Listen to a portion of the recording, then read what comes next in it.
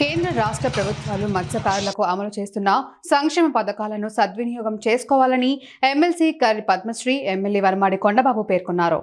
కేంద్ర రాష్ట్ర ప్రభుత్వాలు మత్స్యరంగం అభివృద్ధి కోసం, మత్స్యకారుల సంక్షేమం కోసం అమలు తెలుపుతున్న పథకాలను సద్వినియోగపరచుకొని మత్స్యకారులందరూ ఆర్థికంగా ఎదగాలని ఎమ్మెల్సీ కర్రి పద్మశ్రీ ఎమ్మెల్యే వనమాడి కొండబాబు సూచించారు. మత్స్యశాఖ ఆధ్వర్యంలో బోట్స్ జీపీఎస్ ఎక్విప్మెంట్స్ పంపిణీ కార్యక్రమాన్ని కాకినాడ జగన్నాథపురంలో fisheries institute MLC Karri Padmasri MLA Kondababu పంపిణీ చేశారు. ఈ సందర్భంగా వారు మాట్లాడారు.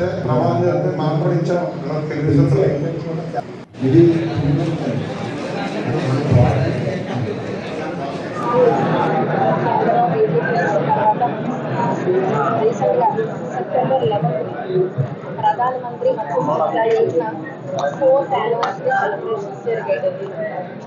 అది జరిగిన దాని యొక్క ముఖ్య ఉద్దేశం ఏంటంటే ఫిషర్మెన్ కమ్యూనిటీకి తగిన న్యాయం దేశం కూడా చేయాలనే ఉద్దేశంతో ఏమిటంటే పెండింగ్ కానీ అవసరం ఇచ్చాయి అన్నీ జరిపించాలి.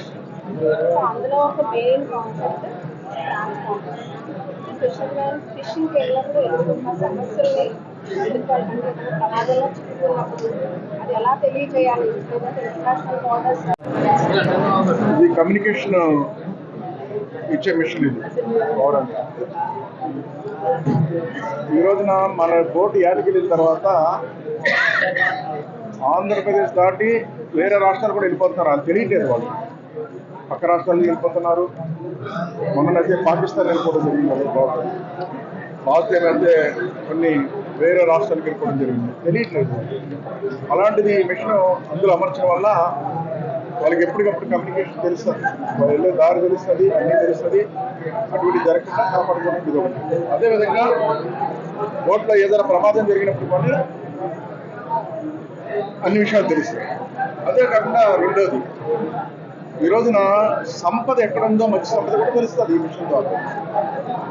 రెండు విషయాలు, ప్రమాదం జరిగినప్పుడు తెలుస్తుంది, అదే మత్స్య సంపద ఎక్కడుందో కూడా తెలుస్తుంది. ఆ విధంగా ఈరోజు ఓటు యజమానికి చాలా ముఖ్యమైన పరిస్థితి.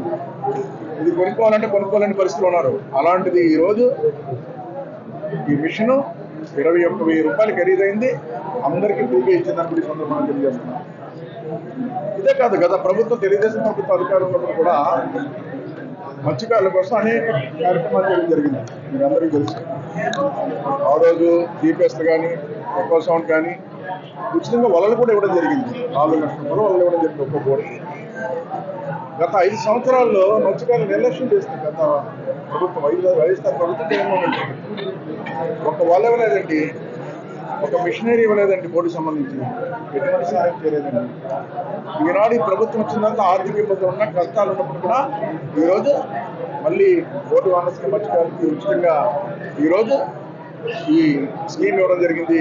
ఈరోజు మత్స్యకారులు అందరూ తరఫున ఈ ప్రభుత్వాన్ని, అదేవిధంగా ప్రధానమంత్రి గారిని, ముఖ్యమంత్రి నారా చంద్రబాబు గారిని మనస్ఫూర్తిగా అభినందిస్తున్నామని సందర్భంగా తెలియజేస్తున్నాం.